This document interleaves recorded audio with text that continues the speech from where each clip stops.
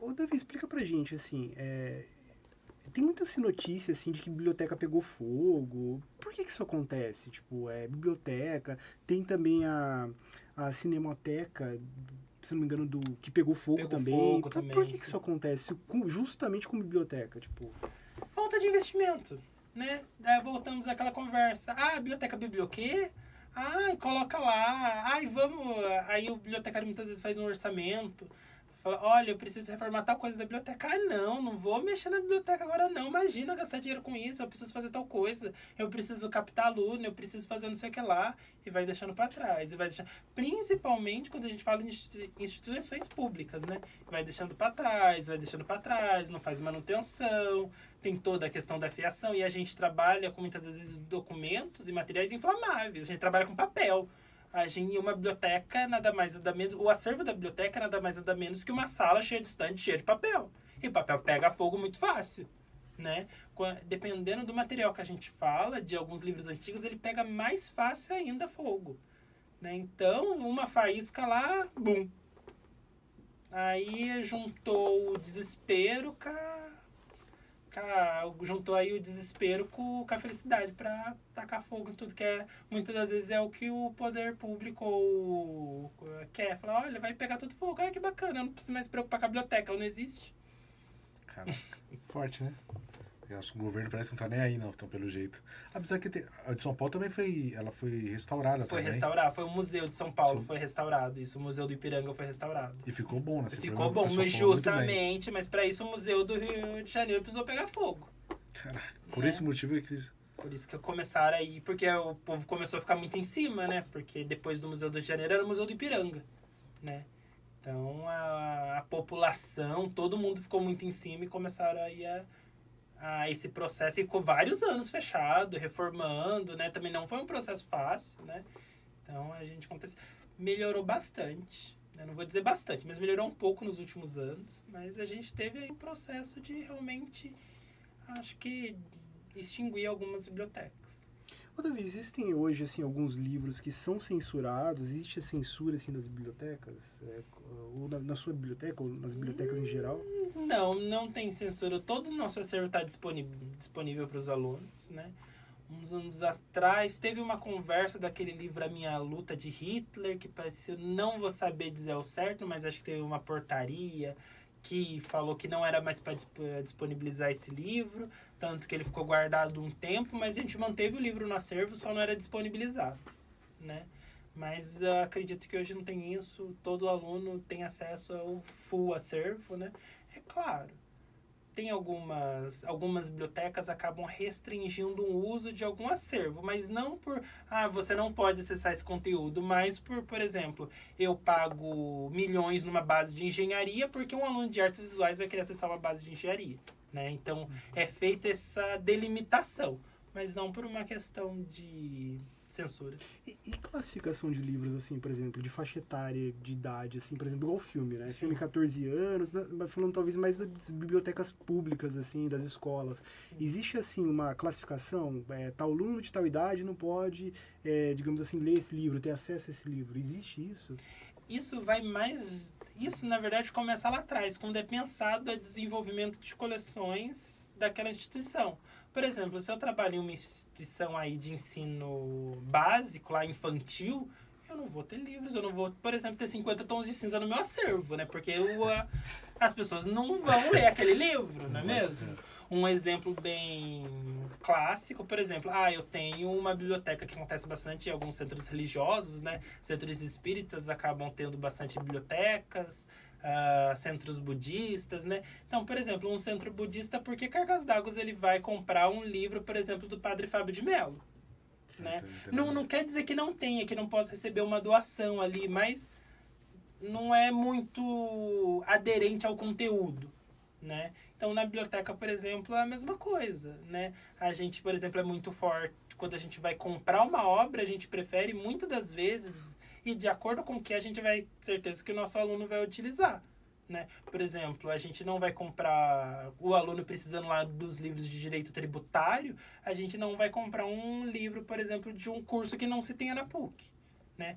A não ser que tenha um curso de extensão, tenha alguma prática, tenha alguma outra coisa, mas não é aderente com o tema, com a instituição. Uma curiosidade assim que eu tenho, o Brasil tem acervos bons? Acervo a gente tem uma qualidade assim de acervo? Ó, eu vou ser bem sincero para vocês. Hoje, o acesso informacional dos alunos universitários, que é onde eu sou inserido, é igual ao superior de alunos de universidades famosas lá de fora, como Harvard e MIT. Porque hoje a gente tem o periódicos da CAPES que dá acesso a diversas bases de dados gratuitamente, né? O governo paga, né? E você precisa estar vinculado a alguma instituição para ter acesso, né? Mas dá acesso gratuitamente para as instituições e tem bases de dados lá que são caríssimas, porque bases de dados para você assinar por fora é uma coisa muito cara, a maioria delas são todas cotadas em dólar, né? Então é caro pra caramba, né? Então hoje o acesso informacional dos alunos é, assim, estrondoso. Ô, Davi, as bibliotecas hoje, a sua biblioteca, ela é um espaço assim inclusivo para aquelas pessoas que falam outro idioma, para pessoas de diferentes culturas? Como que funciona isso? Claro, lá hoje a biblioteca é totalmente acessível, né? A gente tem desde pensar aí nas pessoas com deficiência, então a gente tem piso podotátil, acervos em braille, book reader e diversos outros meios de facilitar o acesso à informação, não é mesmo? Muitos dos arquivos nativos digitais já são acessíveis por si, né? E também a gente possui obras em outras línguas, principalmente nas bases de dados, né? Hoje, quando se fala em ciência, a língua principal ainda é o inglês, né? Então a gente tem esse acesso informacional. E lá na universidade a gente recebe diversos alunos de intercâmbio do mundo inteiro. Legal. Teve, assim, as políticas que a gente teve mudanças radicais, né, de um tempo para cá. Sim. Ela também contribui para mudanças nas suas áreas também? Claro, as políticas públicas, independentes de quais sejam, afetam todas as áreas, incluindo assim, a biblioteca. Chega a afetar também. Sim, chega a afetar. Como a gente estava falando atrás de bibliotecas públicas, né? A gente teve aí, por exemplo, a biblioteca, o museu lá que pegou fogo, a biblioteca que pegou fogo, né? Então, por quê? Por falta de investimento, por poder público não achar que aquilo é importante. Mas eu falo no sentido assim, por exemplo, a gente teve uma direita. Eu quero falar assim, que hoje tem muitos jovens que é de direita e vai buscar algo assim na biblioteca, coisa de direita, por exemplo. Sim. Agora vou à esquerda, hoje tem isso, existe isso, tem nada a ver com o que eu tô falando, tipo, hoje procurar mais um pouquinho mais. Então, eu atuo numa biblioteca universitária. Os conteúdos e o acesso à informação que tem lá é conteúdo científico, né? Não tem nada de... Claro, tem acesso a coisas de opinião, tem, mas para você desenvolver um pensamento crítico sobre o assunto, principalmente com os cursos de letras, de jornalismo. Mas o conhecimento gerado e disseminado na instituição é o conhecimento científico, que passa por toda aquela metodologia científica, aprovação por pares e tudo aquilo que a gente vê no ensino superior. Né? Então, é um conteúdo de qualidade. Hoje, os bibliotecários das universidades trabalham com conteúdo científico, validado por pares e conteúdos assim que são um espelho da realidade ou o mais próximo possível.